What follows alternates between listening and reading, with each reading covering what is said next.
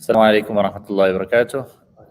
بسم الله والحمد لله والصلاة والسلام على رسول الله وعلى آله وأصحابه ومن والاه. اللهم صل على محمد وعلى آل محمد كما صليت على إبراهيم وعلى آل إبراهيم إنك حميد مجيد. اللهم بارك على محمد وعلى آل محمد كما باركت على إبراهيم وعلى آل إبراهيم إنك حميد مجيد. اللهم علمنا ما ينفعنا وانفعنا بما علمتنا إنك أنت العليم الحكيم. We ask Allah subhanahu wa ta'ala to teach us that which is beneficial and allow us to benefit from that which He has taught us. He is the all-knowledgeable and the all-wise. We pray to Allah subhanahu wa ta'ala to make this gathering a source of goodness for us in this dunya and the akhirah. Ameen. Inshallah, tonight we're going to be talking about Bab Sujud al-Tilawah, the chapter on the prostration of recitation. SubhanAllah, sometimes in Ramadan and different places, we may see certain things that may be a little bit different, but when that happens doesn't necessarily mean that it's wrong. Right? What do I mean by that? I remember a few years ago, there was an imam who came and he led Salat Taraweeh, and he read an ayah of Sajdah, and then he said Allahu Akbar, and he went and made Sajdah, and Subhana Rabbil A'la, Subhana Rabbil A'la, Subhana Rabbil A'la, said Allahu Akbar, and stood back up, and then continued the recitation.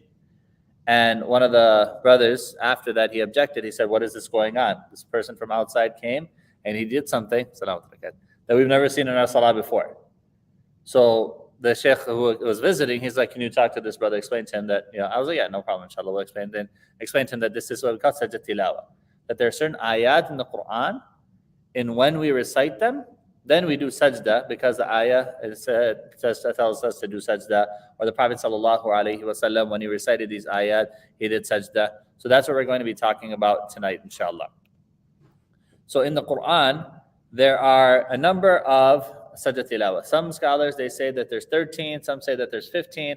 In the Hanafi madhab, they say there's 14.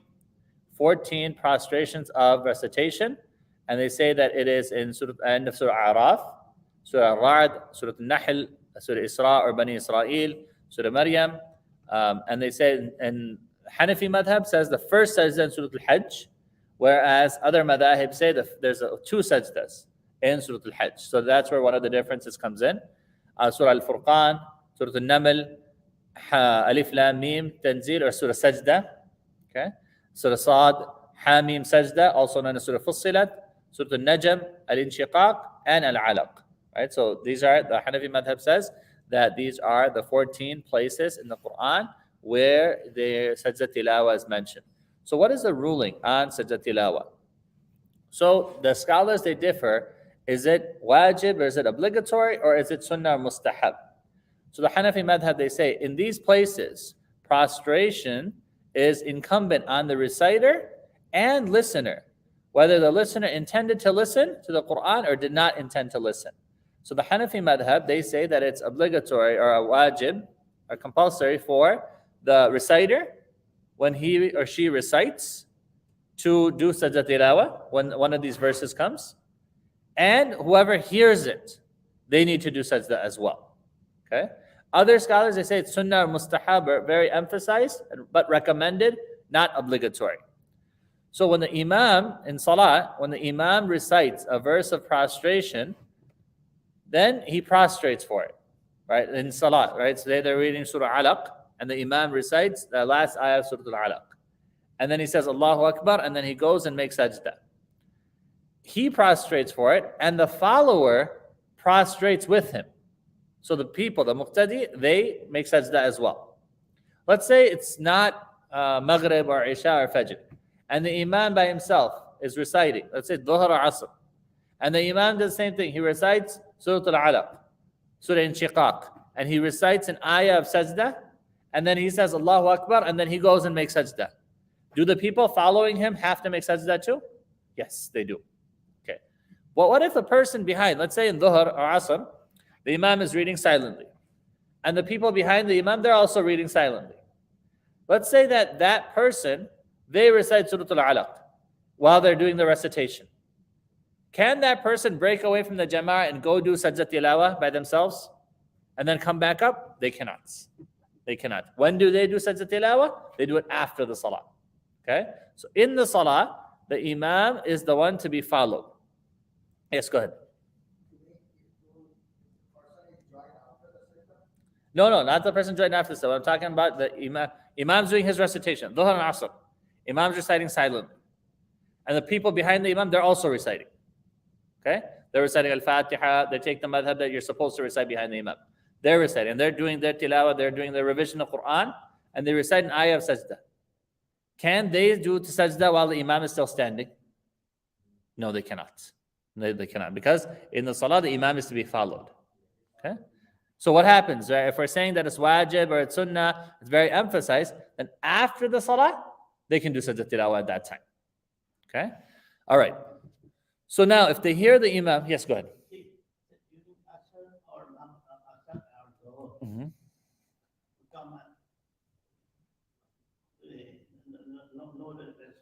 Okay, we talked about this before. So there's different madhahib. Some say you recite behind the Imam, and some say you be quiet. Right? There's different madhahib on that. Okay? All right. So now, the prostration is not binding. If the Imam and follower hear the recitation of a verse of prostration from a person who is not with them in the prayer, they do not prostrate for it within the prayer, but make sajdah for it after the prayer. Okay, so let's give you an example here. Let's say that we're praying in jama'ah. Okay, let's say the 4 or 5 of us are praying in jama'ah, and the brother on the side, there's a brother over there that's reciting Quran. And we're praying salah, and we're in ruku, we're in sajdah, we're in qiyam, we're in sajdah, and we hear that brother recite an ayah that has sajdah tilawah. Do we let that affect our salah? No. Right? We don't make the sajdah tilawah in the salah, but what do? After the salah, then we make the sajdah tilawah because we heard it, right? That's what it's talking about here. Another issue that comes up is that what happens if we hear it on the radio or the tape or the CD or someone's recitation, right? So let's say we go on YouTube and we're listening to Sheikh Hussari, Sheikh Sudais, and we're listening to Surah Araf. And they come across the verse towards the end of Sajdah Tilawah. Do we have to do Sajdah Tilawah on that? Most scholars say no. Scholars say if the Imam is going to do it or the reciter is going to do it, then the people who listen should do it as well. But if we're listening and the Imam's not going to because it's not live or real recording, then we don't have to do it. Another issue that comes up is that, let's say that we're trying to memorize an ayah. When you try to memorize an ayah, one of the best ways to do that is to repeat the ayah multiple times. So let's say there's a verse of Sajdah Tilawah, and we repeat it multiple times. How many Sajdah Tilawas do we need to do? Do we need to do a Sajdah Tilawah every time we recite the ayah? No. The scholars, they say, one sajdah is enough for someone who repeats the recitation. One sajdah is enough for them. If they repeat a number of times in one sitting, then one sajdah is enough for them. Okay. So now the question comes up of how do we do Sajdah Tilawah? Whoever wants to perform Sajdah Tilawah, they say takbir, Allahu Akbar, and then they go down and they make sajdah. He then says the takbir, right? And in sajdah say Subhana Rabbil A'la, Subhana Rabbil A'la, Subhana Rabbil A'la, and then says takbir, Allahu Akbar, and raises his head from making sajdah. There's neither tashahud nor salam required from him. Right? Sometimes what happens is, and this is that people, they'll come up from Sajdah Tilawah and they'll say Assalamu alaikum wa rahmatullah, Assalamu alaikum wa rahmatullah. There's no reason to do that. Right? Even in salah, what do? We say Allahu Akbar, we go down, we say Subhana Rabbil A'la, Subhana Rabbil A'la, Subhana Rabbil A'la, and then you say Allahu Akbar, and you stand back up, and you just continue the recitation. Okay? The reason this is important is because we talked before about Sajdah Sahu. How many sajdas do we have to do when we do Sajdah Sahu? 2. Very good. When we do Sajdah Tilawah, how many sajdas do we do? 1. Okay? And that's something that's a little bit different here, but sometimes, why do we do it? Because Prophet ﷺ, when he does Sajdah Tilawah, he did 1. And when he did Sajdah Sahu, he did 2.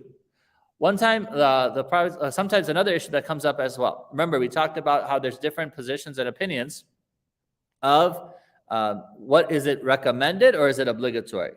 And the reason the majority of scholars say that it's recommended and not obligatory is because Umar bin Khattab radiallahu anhu, one time he gave a khutbah, and when he gave that khutbah on the member, he recited an ayah from Surah Al-Nahl, and he got off and he made sajdah. He got off the member and he did sajdah, and the rest of the people did sajdah. The next week, he gave a similar khutbah and he recited the same ayah, and he didn't do sajdah, and the people didn't do sajdah. So if it was obligatory, then he would have done sajdah. That's what the scholars say. So sometimes We follow the imam. Sometimes what will happen is the imam will take the position that it's recommended and not required, and the imam will recite Surah Alaq and not do Sajdah Tilawah. And you'll see in the haram sometimes, you'll see other places sometimes. But what should you do? If you follow the position that you should, you can't do it during the salah.